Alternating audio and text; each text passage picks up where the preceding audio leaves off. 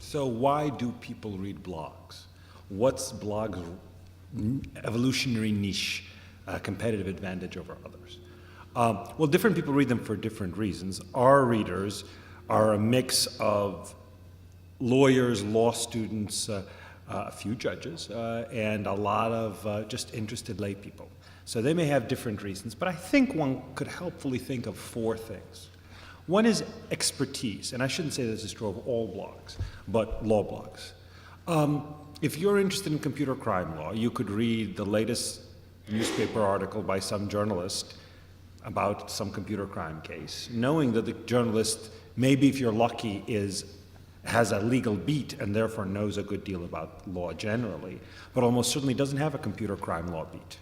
And if you're not lucky, the journalist is just a generalist altogether, and as a result is more likely to make errors, more likely to miss important things. Or you could read my co-blogger Oren Carr, who's one of the nation's top experts in computer crime law. I prefer to read Oren rather than sometimes I'll read a newspaper article and I see them quoting Oren. I wonder, well, how much did they misquote? How much did they quote out of context? Why don't I just see what Oren has to say about this? Same thing with Mark with regard to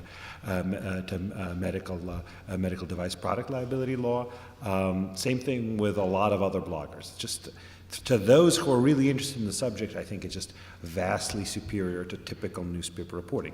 Not necessarily the best newspaper reporting. The best newspaper reporting may at times be matched for this, but certainly even high average newspaper reporting. Second reason is timeliness, and maybe that's a frivolous reason.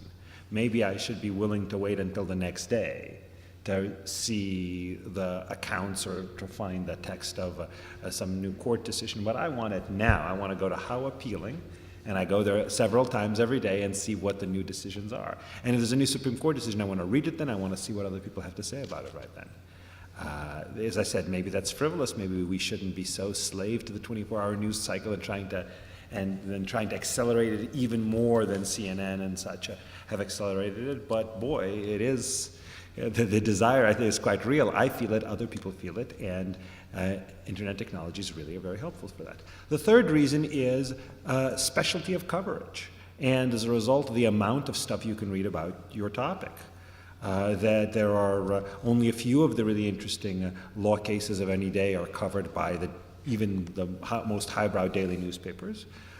Very, very few, for example, a field such as Marx, maybe somewhat more in the free speech context, but still, if one is interested in a topic, that's what one should be reading. And the last reason, and that varies from blog to blog, is personality. Some blogs are affirmatively try to lack personality in some respects. They're very much just the facts. How Appealing, I think it is an example. Occasionally you see a little bit of Howard Bashman's humor, but I think he's very much in presenting just the facts, and I think that's very valuable. But one of the advantages of a blog, people say, well, blogs are unfiltered by editors, and that's true. But one of the advantages of being unfiltered by editors and also not charging people, so you don't fear that they're going to think they're not getting their money's worth, is you can throw in a joke. You can throw in some kind of a review of a movie you saw. You can throw in just a little intellectual lark of yours. And my sense is that many readers actually appreciate that.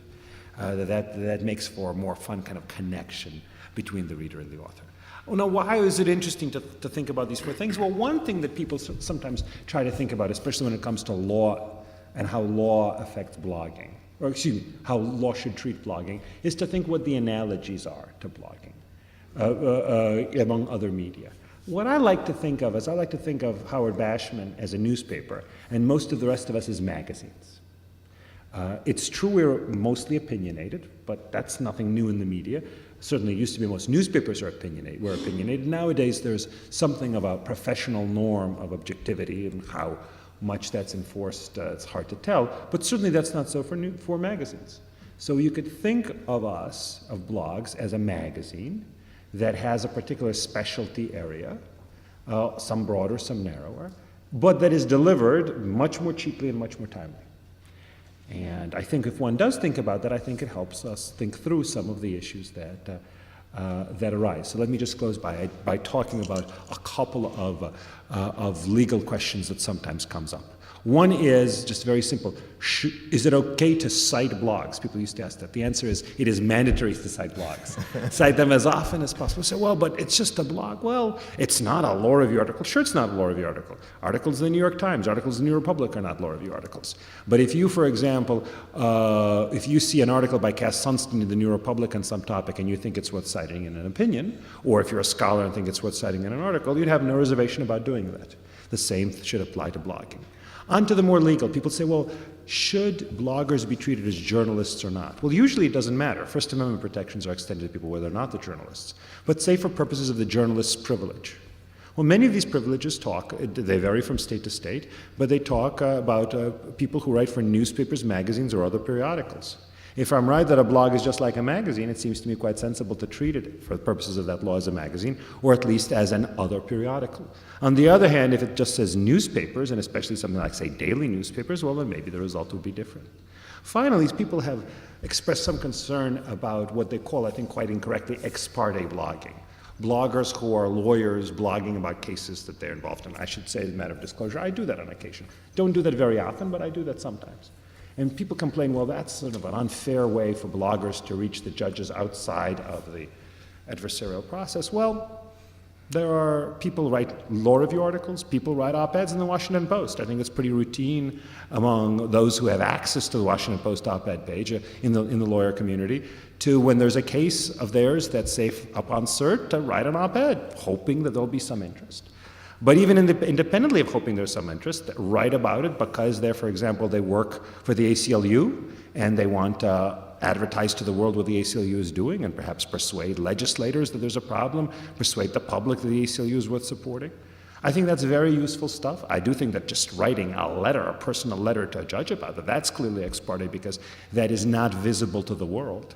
But if I'm writing a blog is like a magazine or like a newspaper, those kinds of posts are much like articles in a newspaper, and shutting off lawyer communications about cases, even cases they're involved in, even cases they're involved in they're just pending, would disable, for example, pretty much any amicus group or the lawyers for any amicus group from speaking about topics in which they have a great deal of expertise, or lawyers for parties speaking about topics in which they have a great deal of expertise, on which, for some of the reasons that I mentioned earlier, many people in the public and among lawyers would find it very useful to hear this person's views. And in a format where, in fact, increasingly it's easier and easier, to the extent the other side wants to speak up, for the other side to also speak up. As a practical matter, I suspect that it's very rare that an op-ed in a newspaper is going to influence a judge or even be much focused on by a judge. But to the extent this has happened in the past, it's been accepted in the past as part of setting aside the special context of possibly prejudicial information in the context of jury trials. It's been understood as part of public debate about existing cases in which the lawyers participate as well. And if I'm right, the blogs are just like magazines and newspapers, although superior in certain ways and inferior in others, that I think is the way they should be treated as well.